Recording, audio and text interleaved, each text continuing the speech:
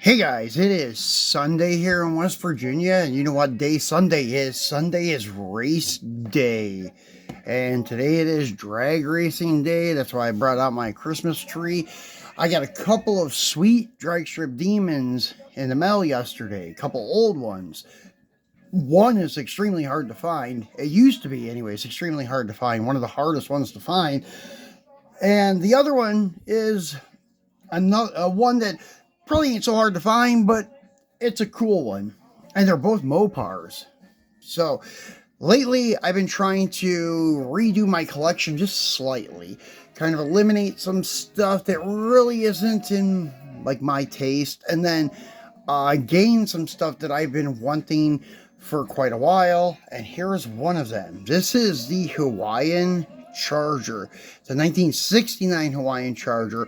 I would like to get the 71 or 72 Charger from Hot Wheels that comes in the 100% set.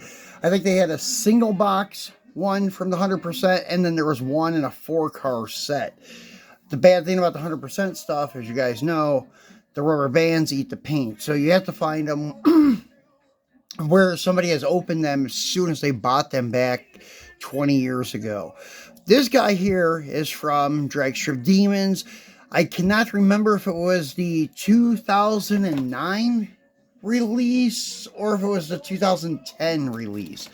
The 2009 release was the 30 car set, and then the 2010 was the 25 car set. I wish they would do something like that again. They got so many cool castings from this series that's just sitting there not doing anything. Occasionally one will pop back up, but even the new Dragstrip Demons they've been releasing have all been gassers, which I have nothing against that, but it would be cool to start seeing some of these flippers again.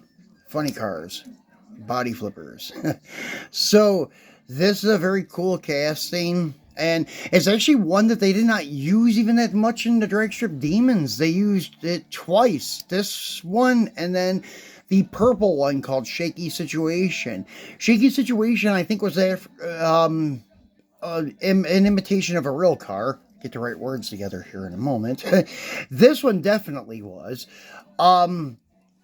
But yeah, they released it in the mail-in stuff a couple times. Once in 2011, the year right after they released it in Dragstrip Demons. It was in the mail-in stuff. It was, I think, the Toys R Us promo. And then they released it again 5 years or 6 years later in the mail-ins once again.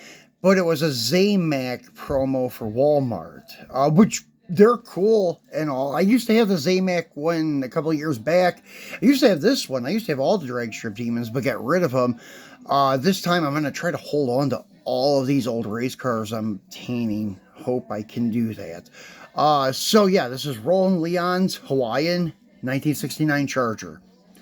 Very cool piece and very hard to find piece. This is one. There were two variants of this one, and one was the bicycle spokes on the front. That one is very, very rare and hard to find.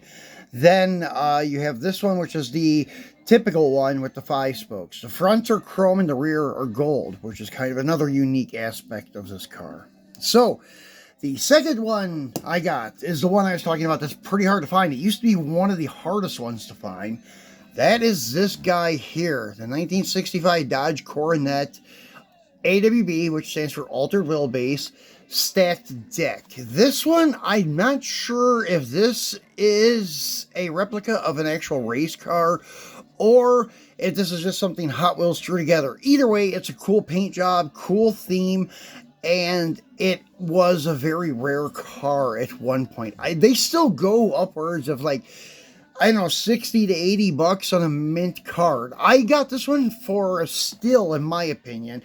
I paid 45 bucks for it in an auction, but after I got it, I noticed the card had some issues. Nothing that bad, but I didn't really notice it. I didn't even notice the price tag from Big Lots on the card when I was bidding on it. And then you see it has a bent lower corner, and then it has this crease here on the top tab.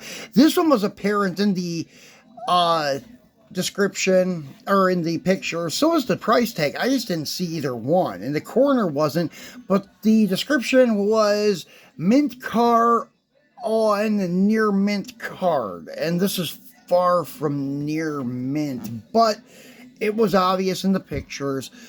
So it's on me and the seller, but usually one that is on a card like this, usually you can get for around 35 or 40 bucks. So I overpaid maybe by 5 to 10 bucks. So, but it's one I wanted, so I have no complaints that much. And even loose they sell for 35, 40 bucks. And this one is going to be loose right now. So we're going to go ahead and take him off the card. As you can see, the glue is very brittle because of the age of the car and stuff. This one is from 2010, and it's, what, 13 years old. So yeah, it's one that has been in this plastic prison for a while, and they have this insert here that kind of holds the car in place. So as you can see, this side is beautiful. No tampo issues, thank God. I always worry about that when I open a car that's cost me over 20 bucks, that the tampos are going to be bad on the other side. But this one is nice. Beautiful metallic green with this like flat, well, I guess it's not, it's kind of a gloss gold. It's not really gold, it's more of like a, I don't know, a caramel toffee kind of color. It looks like coffee with cream color or something.